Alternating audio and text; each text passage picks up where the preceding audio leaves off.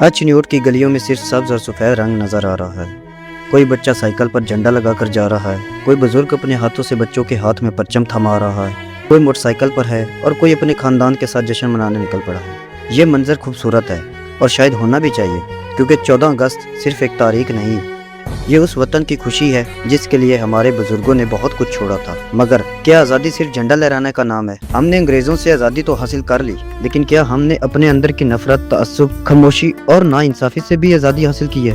ہم اکثر خود کو پہلے پنجابی، سندھی، بلوچ، پٹھان یا کسی اور شناخت سے دیکھتے ہیں۔ جب اس ملک کے کسی حصے میں ظلم ہوتا ہے تو کیا ہم سب سے پہلے یہ سوچتے ہیں کہ وہ بھی ہمارا ہی انسان ہے؟ میں آج چنیوٹ کی گلیوں سے نکل کر دریائے چناب تک پہنچا، پل پر لہراتے پرچم دیکھے، پانی دیکھا، پہاڑ دیکھے اور سوچا یہ دریا صدیوں سے اپنا راستہ خود بناتا آیا ہے، تو ہم اپنے ملک کے لیے بہتر راستہ کیوں نہیں بنا سکتے؟ پھر شاہ شرف الدین، جنہیں چنیوٹ میں بولی کلندر کے نام سے بھی یاد کیا جاتا ہے، اس تاریخی جگہ پر پہنچا۔